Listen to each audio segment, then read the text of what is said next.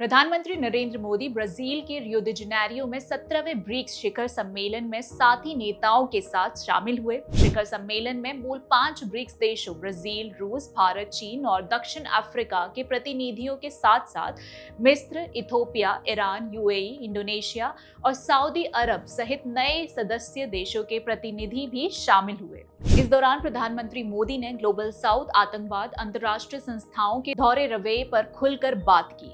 PM Modi ने BRICS summit में जो कहा वह सिर्फ भाषण नहीं, एक ग्लोबल व्यू की रीराइटिंग है। उन्होंने स्पष्ट शब्दों में कहा, ग्लोबल साउथ अब सिर्फ एक पीड़ित समूह नहीं बल्कि ये लीडरशिप का दावा करने को तैयार है। तो आइए देखते हैं कि ग्लोबल साउथ की आवाज को पीएम मोदी ने कैसे बुलंद किया है। पीएम मोदी ने ब्रिक्स में कहा कि ग्लोबल साउथ अक्सर डबल स्टैंडर्ड का शिकार रहा है, चाहे विकास हो, संसाधन वितरण हो या सुरक्षा संबंधी मुद्दे। अब इसका मतलब समझना आसान है।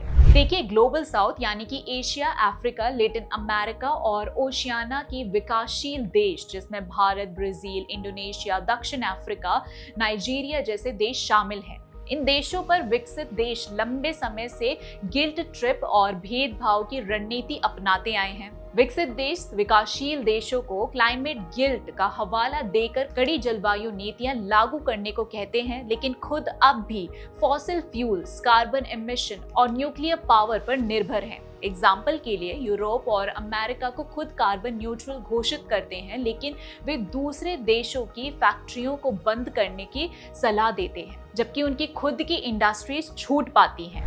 इसके साथ ही भारत और अफ्रीकी देशों को जलवायु ट्रांजिशन फंड की जरूरत है, लेकिन वादा किए गए फंड समय पर नहीं दिए जाते। जैसे $100 बिलियन प्रति वर्ष देने का वादा पूरा नहीं हुआ। यहाँ तक कि रिसोर्स डिस्ट्रीब्यूशन में भी डबल स्टैंडर्ड्स अपनाए जाते हैं। कोविड-19 की महामारी के दौरान विकसित देशों ने वैक्सीन को होल्ड कर लिया था, जबकि ग्लोबल साउथ को वैक्सीन डिप्लोमेसी तक सीमित रखा गया। मतलब कि उस समय अमेरिका, यूके, यूरोप ने एक नागरिक के लिए 3-4 गुना वैक्सीन बुक कर ली थी, जबकि भारत, ब्राजील, अफ्रीका को बाद में या सीमित मात्रा में सप्लाई दी गई और WTO में ट्रिप्स वेवर, पेटेंट छूट का विरोध भी किया गया। सुरक्षा और आतंकवाद के मामलों में डबल स्टैंडर्ड्स देखें तो जब ग्लोबल साउथ, खासकर भारत, आतंकवाद को लेकर कड़ा रुख अपनाता है तो विकसित देश अक्सर इसे राजनीतिक मसला कहकर टालते हैं। पाकिस्तान में पल रहे टेररिस्ट ग्रुप्स पर अमेरिका और यूरोपीय देशों ने पहले समझौता किया, जब तक कि वो उनके लिए खतरा ना बने। यूएन में मसूद अजहर को वैश्विक आतंकवादी घोषित करने का प्रस्ताव बार बार चीन जैसे देश रोकते रहे, जबकि भारत सबूत देता रहा। ऐसे में पीएम मोदी का संदेश है कि 21वीं सदी का भविष्य इंक्लूसिव और इक्विटेबल होना चाहिए, ना कि ताकतवर देशों की सुविधा और राजनीति से तय होना चाहिए। इसके साथ ही उन्होंने ग्लोबल इंस्टीट्यूशंस जैसे यूएन, आईएमएफ, वर्ल्ड बैंक में भी रिफॉर्म्स की मांग की है, क्योंकि इनमें ग्लोबल साउथ की आवाज नहीं है। आज भी आर्थिक नियमों का निर्माण विकसित देशों द्वारा किया जाता है, जबकि उनका असर विकासशील देशों पर ज्यादा होता है। पीएम मोदी ने संयुक्त राष्ट्र सुरक्षा परिषद UNSC, विश्व व्यापार संगठन WTO और मल्टीलेटरल डेवलपमेंट बैंक्स जैसे वैश्विक संस्थानों में कॉम्प्रिहेंसिव रिफॉर्म्स की जरूरत को जोर देकर उठाया। ये सिर्फ एक राजनीतिक मांग नहीं है, ये ऐतिहासिक अन्याय को ठीक करने की कोशिश है जो दशकों से भारत और दक्षिण एशिया जैसे क्षेत्रीय ताकतों के साथ हो रहा है। आइए इसे डिटेल में समझते हैं। इन संस्थानों में कॉम्प्रिहेंसिव रिफॉर्म्स की जरूरत है, क्योंकि इनकी संरचना पुरानी है और दुनिया बदल चुकी है। संयुक्त राष्ट्र, IMF, वर्ल्ड बैंक जैसी संस्थाएं 1945-50 के बाद भी विश्व व्यवस्था पर बनी है। उस समय सिर्फ अमेरिका, यूके, फ्रांस, रूस, चीन जैसी शक्तियों को प्राथमिकता दी गई। भारत, ब्राजील, अफ्रीका, एशियन जैसे ब्लॉक्स को नजरअंदाज किया गया। आज ये देश न सिर्फ जनसंख्या में बल्कि अर्थव्यवस्था, टेक्नोलॉजी और भू राजनीतिक प्रभाव में भी महाशक्ति बन चुके हैं। इसलिए ही पीएम मोदी ने कहा कि 21वीं सदी का भविष्य 20वीं सदी की सोच से नहीं चल सकता।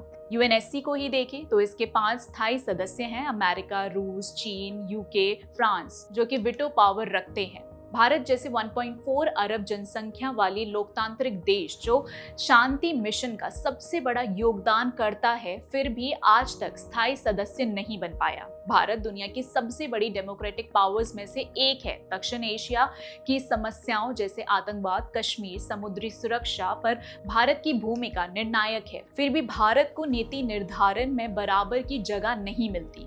WTO एंड ग्लोबल ट्रेड असल में डबल स्टैंडर्ड्स का दूसरा नाम है। WTO के नियम अक्सर विकसित देशों के हितों के लिए बनाए जाते हैं। भारत जब किसानों की सब्सिडी, फूड स्टोरेज या मैन्युफैक्चरिंग सपोर्ट की बात करता है तो WTO में रोड़ा अटकाया जाता है। अमेरिका और यूरोप खुद तो करोड़ों की सब्सिडी देते हैं पर भारत को प्रोटेक्शनिस्ट कहते हैं। ऐसी नीतियों के चलते भारत और दक्षिण एशिया में लोकल उद्योग को नुकसान, फेयर ट्रेड की कमी और विकासशील देशों नीति निर्माण में सीमित भागीदारी जैसी समस्याओं का सामना करना पड़ता है। यहाँ तक कि अपने फायदे के लिए ये बैंक आतंकवाद को सपोर्ट कर रही हैं, कंट्रीज को भी फंड करते हैं। मल्टीलेटरल डेवलपमेंट बैंक्स कर्ज नहीं बल्कि नियंत्रण का जरिया बन चुके हैं। वर्ल्ड बैंक, IMF जैसे संस्थानों में फंडिंग और वोटिंग पावर मुख्यतः पश्चिमी देशों के पास है। भारत, बांग्लादेश, श्रीलंका जैसे देश सिर्फ कर्ज लेने वाले बनकर रह जाते हैं। नीति तय करने में इनकी सुनवाई कम होती है। दक्षिण एशिया की अर्थव्यवस्थाएं तेजी से बढ़ रही हैं, उन्हें निर्णय में हिस्सा और सम्मान चाहिए। कोरोना, जलवायु संकट जैसे मामलों में इन देशों ने जो योगदान दिया उसे प्राथमिकता मिलनी चाहिए। इसके साथ ही PM मोदी ने जोर देकर कहा कि आतंकवाद के खिलाफ एकजुटता सिर्फ सुविधा के लिए नहीं, मानवीय कर्तव्य है। उन्होंने पहलगाम हमले को मानवता पर हमला बताते हुए कहा कि आतंकवाद के सपोर्टर्स पर इंस्पेक्शन लगना चाहिए। इसमें पॉलिटिकल टॉलरेंस का सवाल ही पैदा नहीं होता। PM मोदी ने ब्रिक्स मंच पर यह भी जोर दिया कि भारत ने नेबरहुड फर्स्ट नीति अपनाई है, जिससे विकास और स्वास्थ्य, टेलीमेडिसिन जैसे मामलों पर दक्षिण एशिया में स्थिरता और सहयोग बढ़ा है। G20 अध्यक्षता में भारत ने ग्लोबल साउथ को एक नया मंच दिया और ब्रिक्स में भी उसका ये जोर बरकरार है। ब्रिक्स समूह ने अपने जॉइंट स्टेटमेंट में एनवायरमेंट एंड क्लाइमेट फाइनेंस में धनी देशों की जिम्मेदारी को स्वीकारा और भारत ने AI, तकनीक और स्वास्थ्य सहयोग जैसी दिल्ली G20 पहलों को आगे बढ़ाने का भरोसा दिया। कम शब्दों में कहें तो PM मोदी ने इस मंच पर केवल भारत की बात नहीं बल्कि उन 150 से ज्यादा देशों की आवाज बने जिन्हें वैश्विक मंच पर दूसरी पंक्ति में बिठाया जाता है। उन्होंने साफ किया है कि आज दुनिया में समावेशी, न्याय संगत और मल्टीपोलर वर्ल्ड सिस्टम की जरूरत है जिसमें सबकी आवाज बराबर सुनी जाए। ग्लोबल साउथ की मजबूती के लिए PM मोदी के विचारों पर आपका क्या कहना है, हमें कमेंट करके जरूर बताएं। वीडियो पसंद आए तो लाइक, शेयर और चैनल को सब्सक्राइब करना ना भूलें।